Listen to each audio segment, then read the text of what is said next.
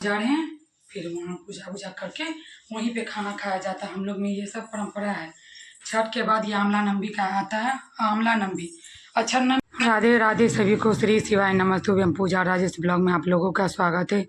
भगवान की कृपा से आप लोग अच्छे होंगे, स्वस्थ होंगे, मस्त होंगे, अपने जीवन में व्यस्त होंगे। सभी भाई बहनों के लिए मेरा ढेर सारा आशीर्वाद और दुआ।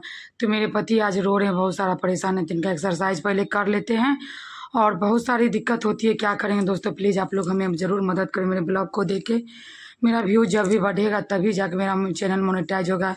आज हम 6-7 महीना से प्रयास करें, बहुत मेहनत करते हैं, बहुत मेहनत से वीडियो बनाते हैं, ब्लॉग डालते हैं, फिर भी आप लोग कोई नहीं देखते। पता नहीं क्या इशू है, क्या परेशानी। हमको तो उतना अच्छे से आता भी नहीं है, जैसे आ रहा था वैसे हम बनाते।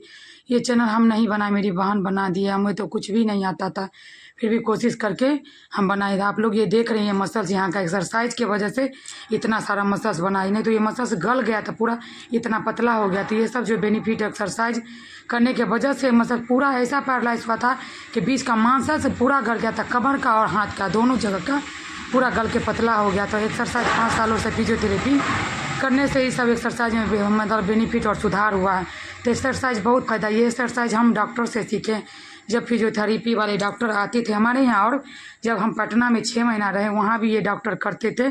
वो बहुत सारे अच्छा से एक्सरसाइज बताए थे फिजियोथेरेपी, वो सब यही बताएं जो आज इतना इम्प्रूवमेंट हुआ। और कुछ कुछ उनको याद आया, खड़ा करना, जैसे चलाना, कुछ कुछ बातें करना, पूछना, हर एक चीज़ वही सिखाए थे। हमें तो कुछ भी नहीं आता था, बस उन्हीं से जो सीखे हैं और सीखे हैं। बस आप लोग हमें सपोर्ट करें, जो अपने फिजियोथेरेपी फिर से हम करवा पाएंगे अपने पतिदेव का। तो चलते हैं अब इनका कमर का एक्सरसाइज और पैर का एक्सरसाइज करने के लिए आप लोग ज़रूर देखिएगा कि किस तरह करते हैं और कैसे कैसे हम करते हैं। आप लोग ज़रूर देखें और मेरे वीडियो को ज़रूर कमेंट, लाइक, कमेंट, सब्सक्राइब, ढेर सारा प्यार ज़रूर दें। आप लोगों की सपोर्ट की बहुत ज़रूरत है हमें। एक्सरसाइज करने से इनका यहाँ मसल पूरा कमजोर था। इस एक्सरसाइज से बहुत सारा फायदा होता है। ये पैर का स्ट्रेचिंग है, यहाँ जो है जैसे फ्लैट हो गया पैर, तो इस तरह के स्ट्रेचिंग करने से कम हुआ है। छुपिए ना, नहीं रोते।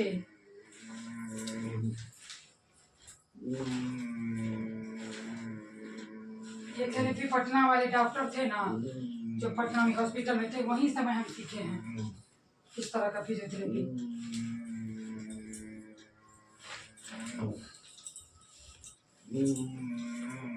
बहुत मेहनत लगता है फिजियोथेरेपी में, दम फूल जाता है दम,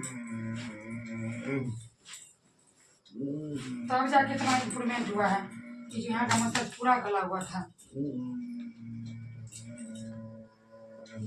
पर देखिए ये स्ट्रेचिंग है पैर का। ये जो फ्लैट होने नहीं होने तो चलने में दिक्कत करता है, ये फ्लैट नहीं होना चाहिए।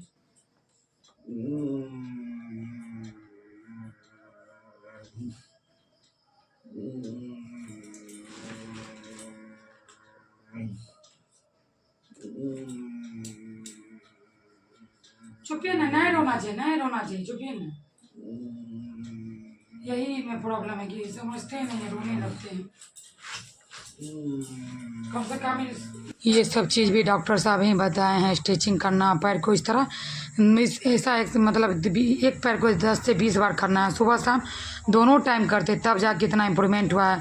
नहीं तो पूरा यहाँ का भी मसल, कमर का जो देख रहे जहाँ डायपर लगाए हैं वहाँ का भी गल गया था, पैर सीधा ही नहीं होता था, बस जैसे ऐसे रखते सीधा गिर जाता। तब तो थोड़ा बैलेंस बनाता। आप लोग खुद आगे ब्लॉग में देखिएगा वीडियो में कि बैलेंस बनाते हैं। और वो सब जैसे जैसे सिखाए ना डॉक्टर साहब, हम वैसे वैसे ही करते। ये सब चीज़ वही सिखाएं, तो आज उनका बेनिफिट हमें हो रहा है। क्योंकि अभी फिजियोथेरेपी हम नहीं करवा पा रहे हैं, नहीं सिखाए रहते ना, और ना हम लोग सीखे रहते तो बहुत सारा दिक्कत हो जाए। ऐसे पेशेंट को सिर्फ फिजियोथेरेपी ही करेंगे तभी जाके सुधार और मतलब इम्प्रूवमेंट होगा।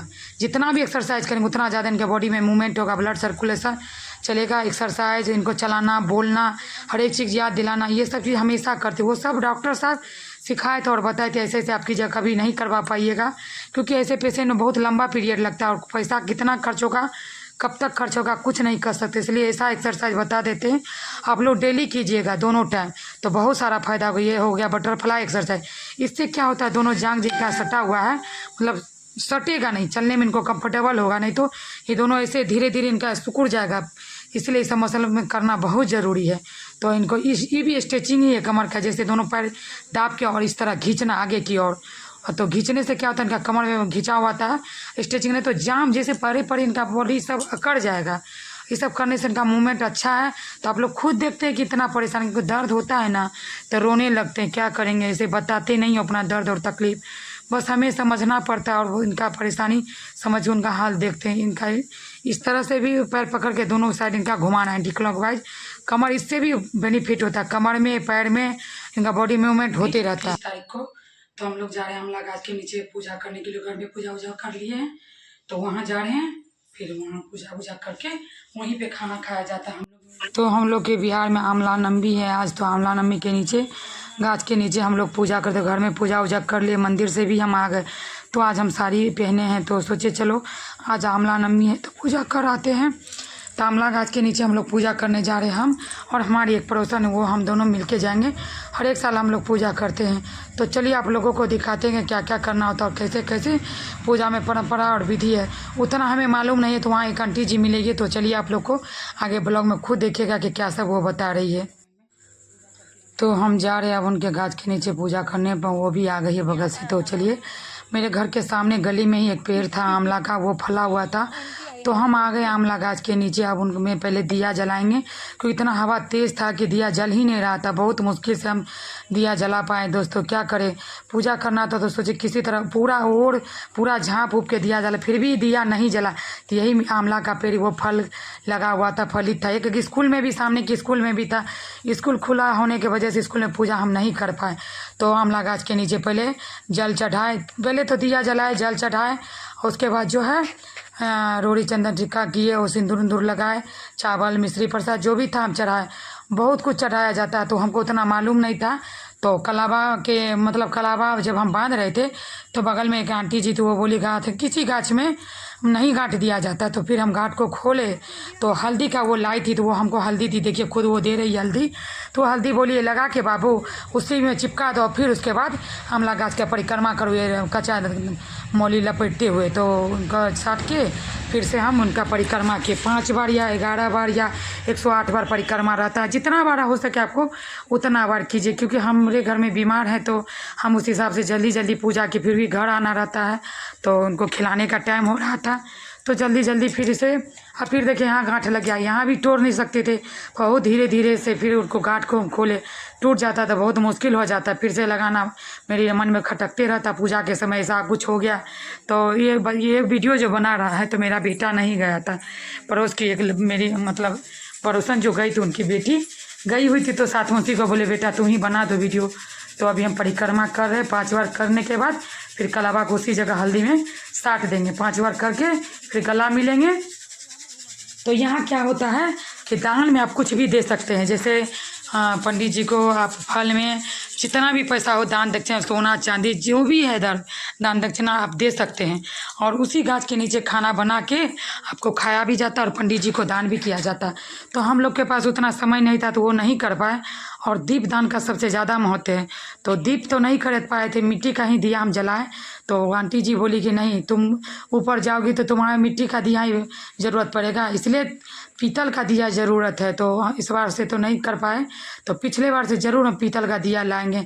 तो यही सब परंपरा है कि फल में, किसी फल में एक जितना पैसा दे सके, जितना दान दक्षिणा वहीं पे फल में गुप्त छेद करके उसमें रख के गुप्त पे दान दिया जाता है और कपड़ा में लपेट के आंवला गाछ के नीचे रख दिया जाता है।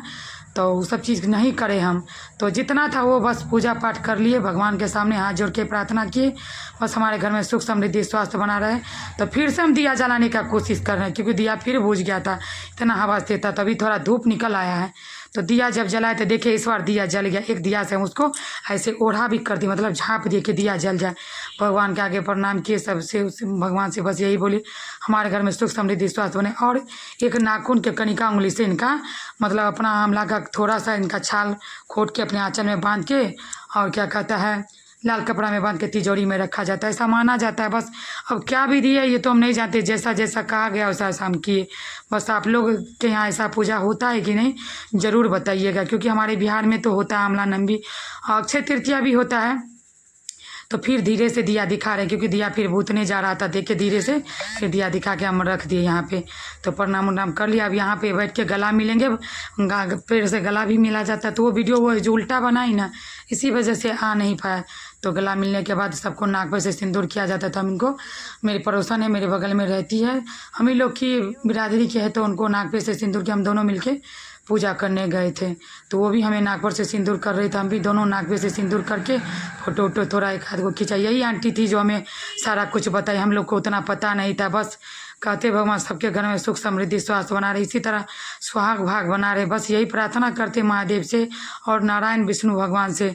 तो एकादशी भी आ रहा, तुलसी विवाह, उस दिन भी हम लोग भगवान तुलसी मैया का शादी करेंगे, तो आप लोग को जरूर बताएंगे। अभी हम लोग बैठ गए हैं चादर उधर बिछा के खाना खाने के लिए। तो खाना वाना खा के आ गए, फिर घर में पूजा, मतलब अपने मास्टर साहब को थोड़ा सा तिलक लगाएंगे। आंवला मुंह में लगाया जाता है उस दिन। तो पहले पूजा करने के बाद आंवला मुंह में लिए खोट के, थोड़ा सा आंवला पति देव के लिए भी लेके आए थे, तो उनको भी मुंह में दिए प्रसाद और आंवला, और अपने बेटे को भी दिए। तो बस भगवान से यही प्रार्थना करते सब कुछ अच्छा अच्छा हो। दुख हरा, कष्ट हरा, ये आंवला है जो आंवला मुंह में लगाया जाता है, इसलिए थोड़ा सा आंवला मास्टर साहब को दे दीजिए। दुख हरा, कष्ट हरा, रोग हरा, दरिद्र हरा, हरा हरा महादेव, दया करा महादेव, सब देवों के देव महादेव। हे भोलेनाथ, दुख दरिद्र मुसीबत संकट सब दूर करिए। और हे भोल विष्णु भगवान नारायण भगवान सुख समृद्धि स्वास्थ्य लाइए हमारे घर में।